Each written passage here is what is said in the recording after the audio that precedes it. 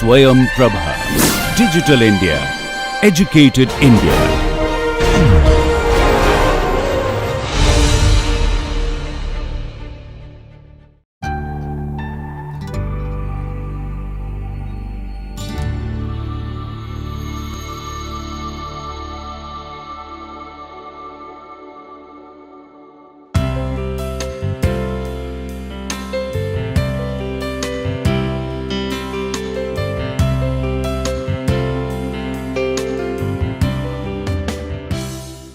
Hello everyone. In the last class, we learnt about the concept of rock mass tunnel support interaction analysis. I introduced you two curves. One was ground response curve and another was support reaction curve. And I explained you that how you can obtain these two curves with the help of few examples which were two-dimensional in nature. Today we will see how exactly this happens in the field with respect to a three-dimensional example of a tunnel construction. Let us try to see this. We have this three-dimensional condition and take a look at this figure and try to understand this carefully. I have taken a section XX, this one.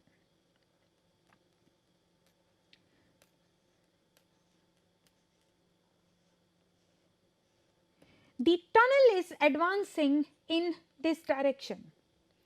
So, there are various steps in the construction of the tunnel such as step 1, step 2, step 3, 4 and 5. In the step 1, the tunnel face, which is this, has not yet reached to this section XX, and if you just cut it across this section XX, this is what that you are going to look for, that here it is all the rock mass is there and still at section XX there is no excavation, and that is the reason that the outline of probable excavation has been shown with the help of the dotted lines. Then the tunnel advances and you can see that you reach to step number 2, where the tunnel has advanced beyond this section XX. That means tunnel face, which is this face, is now beyond the section XX, and these vertical lines, these show the support system which have already been installed. So, here the tunnel has been advanced beyond the section XX, but the support system has not yet been installed here at this section. Come to the next step, which is step number 3. Tunnel has been advanced up to this point only, which was there in case of the step 2 as well. But now what is the difference between step 2 and step 3 is that now at section XX the support system has been installed. So, what you see in the cross section is, along with this tunnel excavated surface, you have here the support system which has already been installed here. Then in the step 4, tunnel has been further advanced. So, you see earlier it was up to this much, now it has been further advanced. So, what you will see at the cross section of this section XX is the same view, But what is the difference between step 3 and step 4 is that now the tunnel has been advanced further from the section XX. In case of the step 5, whatever was the excavation up to step 4, all the support systems have been installed up to that, plus the tunnel phase has been further advanced. So, these are the 5 steps that we are going to discuss in detail with reference to the generation of GRC and SRC. Before I go to that, we need to keep these few points in mind, that the tunnel is driven by drill and blast method. Support system is being installed after each mucking cycle. That means you advance the tunnel to some distance. Whatever is the muck material that is the result of this process of advancing the tunnel, it should be removed, and then the support system is installed in that excavated region. The third condition is, it is assumed that there exists the hydrostatic state of stress. This means that the horizontal as well as the vertical stresses, they are same. Now, let us try to understand the generation of GRC and SRC with respect to each of these steps in detail. So, I first take the step 1. So, here from the previous figure, I have just taken out the figure which corresponds to step 1. Once again, this is your XX section, and the tunnel phase has not yet reached up to this section. That means it is here only. So, if you just take a cross section or take a section at XX and try to look in this direction, what you will see is the intact rock or the rock mass through which the tunnel is being excavated. So, in this case, the tunnel phase has not yet reached the section XX, which is clear from this figure, which is defining the tunnel section under consideration. That means, whatever are the tunnel sections that we are seeing in different steps in this particular form, they are the view of the tunnel about this section XX, which is constant with reference to the advancement of the tunnel. Then rock mass which is inside the proposed tunnel profile, that is this one. So, this is because it has not yet reached up to the section XX. So, this is shown as the dotted portion. So, whatever is the rock mass which is here inside this dotted section, this is in equilibrium with the rock mass which is surrounding the tunnel. That means that the rock mass which is here inside this portion is in equilibrium with whatever is outside here.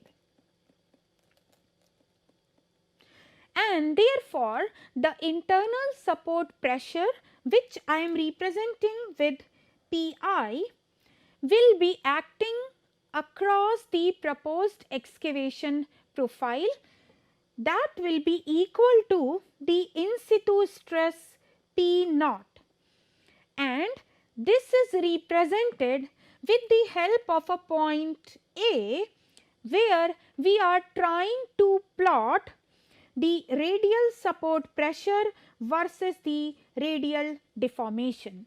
Now, please recollect our discussion of the last class, where I explained you these concepts with the help of a two-dimensional situation for competent rock, for incompetent rocks as well.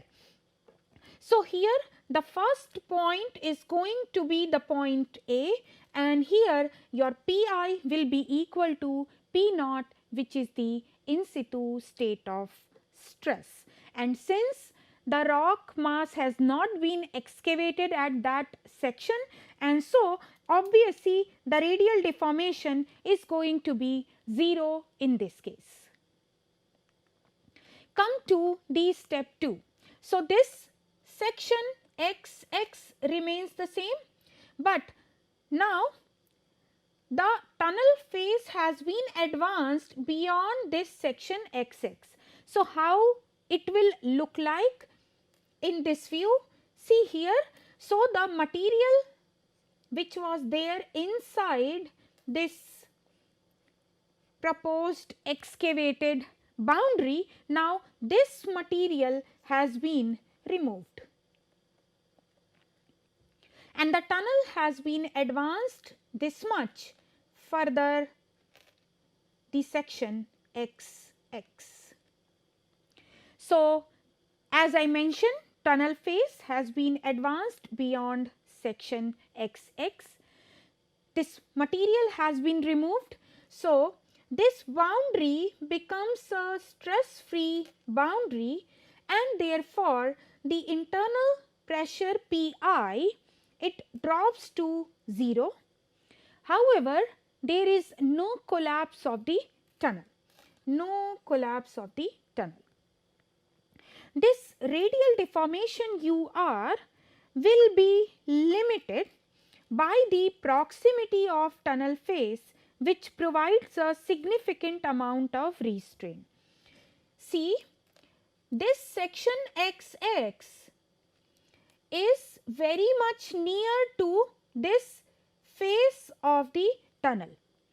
So, because here you have the rock or the rock mass through which the excavation has to take place. So, this rock mass here provides the sufficient amount of restraint, and therefore, the radial deformation UR is limited in this case. Now, in case if this restraint is not there, if it is not there, then what will happen is you will need to have some internal support pressure Pi in order to arrest the corresponding radial deformation, which is, say, you are at this point B, which I will show you in the next figure.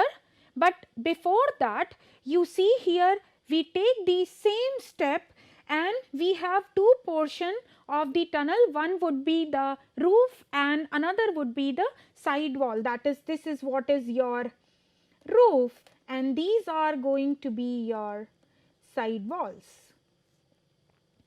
So, normally this support pressure for case of the roof is more than that for the side walls. This is due to the formation of wedge in the roof portion whose weight must be added to the support pressure in order to limit the stress induced displacement to its value. So, therefore, you get such type of situation that Pi for roof is always more than Pi of the side walls. So, in this case, you see that here this will correspond to these 2 points B and C. Now, take a look here that the upper portion of the curve, that is this one, is the load deformation curve for the tunnel roof, and the lower one is for the side wall. So, this point B corresponds to roof and point C corresponds to side wall, and you can see that if I take the pressure, then Pi corresponding to B is larger than Pi corresponding to C. Now come to the step 3, where the tunnel has not been advanced further from the step 2, but what has been done is that whatever was advanced up to step 2, the support systems have been provided. So, at the section XX, which is this one, now the support has been installed, and therefore in this view you are seeing the support system as well. So, this was the excavated periphery, the outer portion, and this is the support system.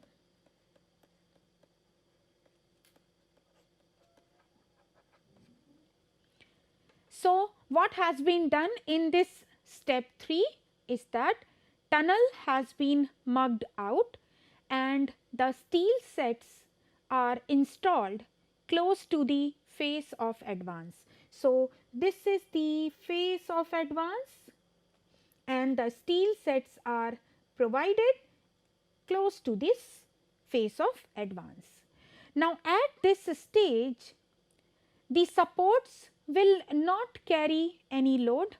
So, this will be represented by point D in the corresponding figure. I will take you there in a short while. Because no further deformation of the tunnel is taking place due to the installation of this support system, which is in the vicinity of the tunnel face.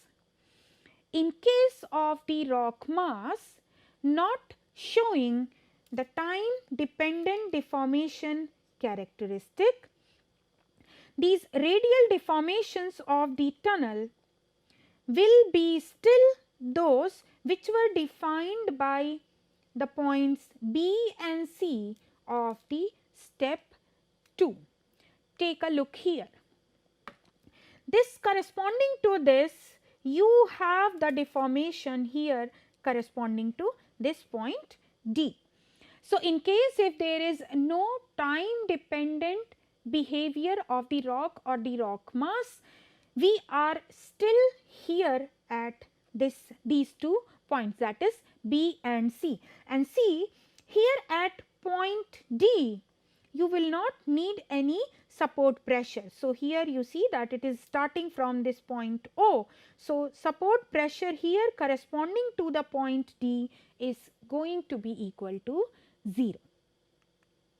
Now, coming to the step 4, what has been done in this case is that beyond this section XX, the tunnel has further been advanced.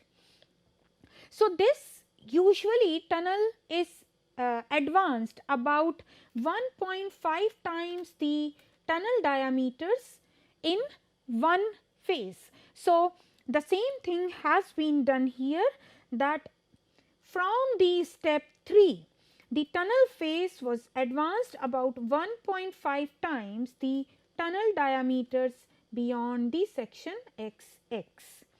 Now, the view here from this section XX will be same as it was there in case of step 3. So, the restraint which was provided by the proximity of the tunnel face, it considerably reduced. See, earlier in step 3, the tunnel face advance was here. So, this section XX was getting enough restraint because of the rock mass which was present in the vicinity of this tunnel face. But now, since this face has been removed and this face has reached to this location, so the restraint which was there available at this section is no more available as the tunnel face has advanced to this particular location. So, this causes further radial deformation of the tunnel side walls as well as the roofs. This is represented by curves CEG and BFH in this figure. See here, this is CEG, this one, and BFH. So, this is your B, this point is F and it goes beyond that. So, this is when there is no support system and the tunnel phase has been advanced. Now, in this case, the inward radial deformation or the convergence of the tunnel induces a load in the support system which acts like a stiff spring. So, the support pressure Pi available from the blocked steel sets that increases with the radial deformation of the tunnel. Take a look here that this is increasing from this point D in the manner this DEF. So, this is what is going to be the support reaction curve up to this much point. So, you see that how this GRC and SRC, they are plotted simultaneously. Coming to the next step, which is the step number 5, and in this case, beyond this section XX, the support system has been installed and the tunnel phase has been further advanced, and now this phase is much far than this section XX. So, this tunnel phase which is advanced far beyond the section XX and no longer provides any restraint for the rock mass at the section XX.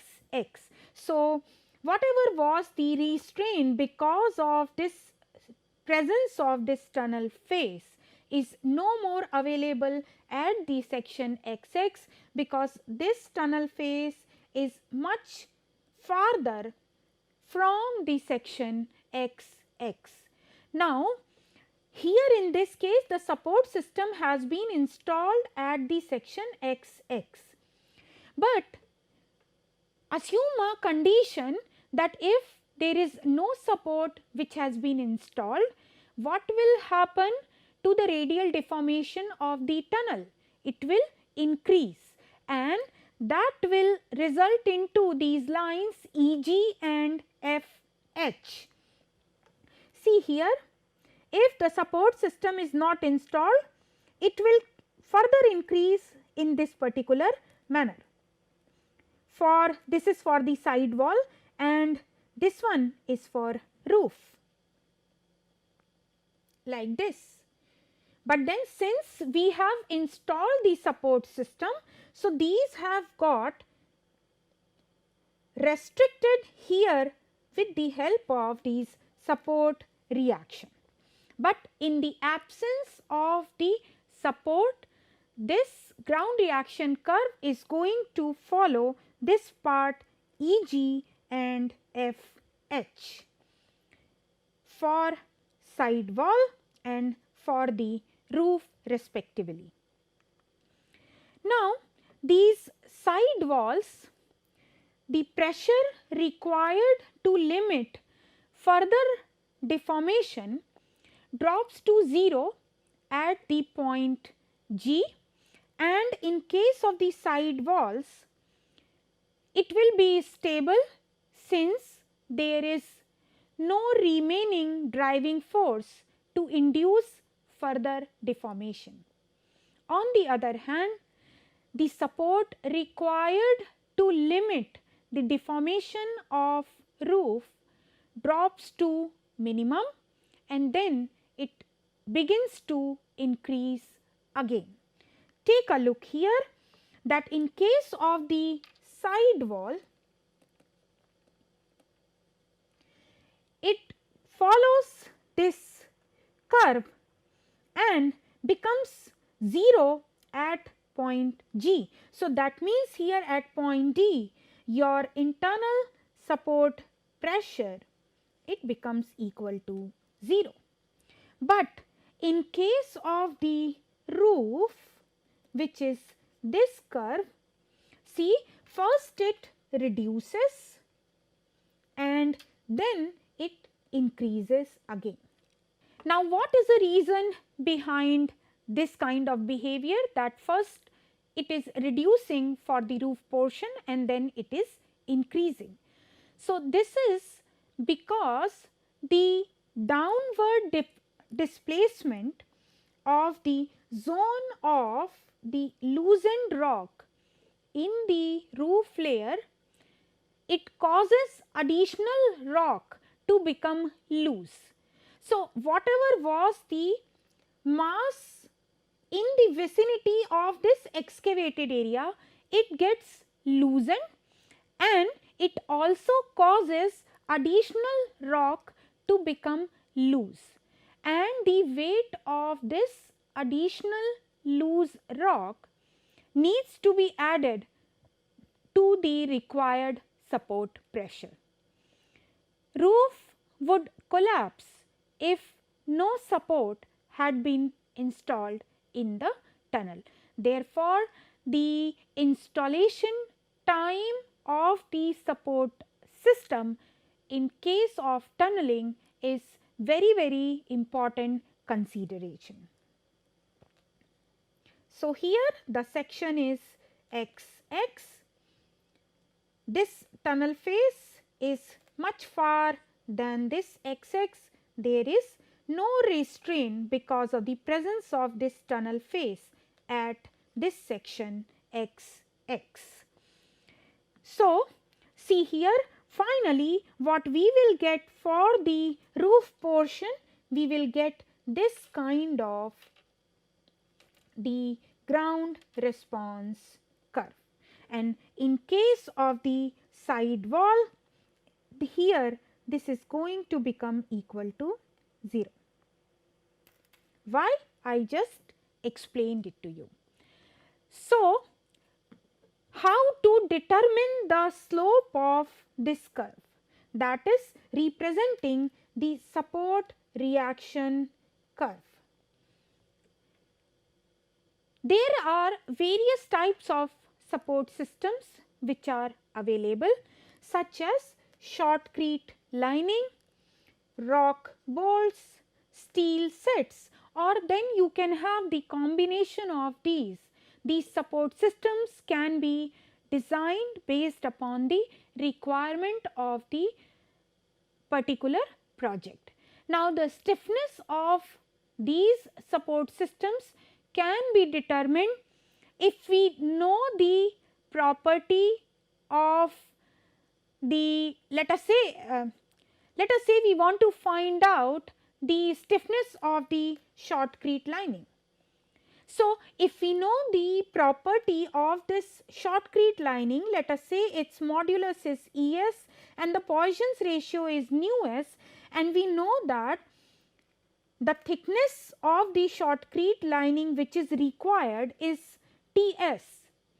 There are expressions which are used in order to determine the stiffness of this shotcrete lining.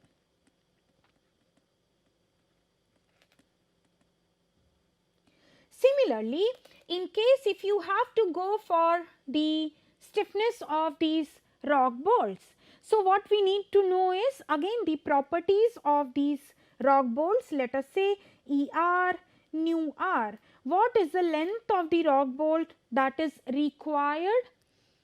So, if we know all these properties, the expressions are available in order to obtain the stiffness for the rock bolts. So, once we know the stiffness of these support systems, we can follow this support reaction curve, and we can find out that what is the deformation that can be permitted and what is going to be the pressure which is being exerted on the support system in the roof as well as the side wall portion. So, this is what I wanted to discuss with you as far as the rock mass tunnel support interaction analysis is concerned. So, this finishes our discussion on the chapter where we learnt one of the application area of the rock engineering, and that is tunneling. So, we learnt about the elastic analysis, elastoplastic analysis, and then the elastic analysis of the concrete lining, and then we saw the application of the stereographic projection in order to determine the shape and the size of the wedge which are formed in rock and the side walls of the tunnel, and then we learnt about the concept of rock mass tunnel support interaction analysis. Now, in the next class, we will take up the next application area of the rock engineering, which is the rock slope stability. Thank you very much.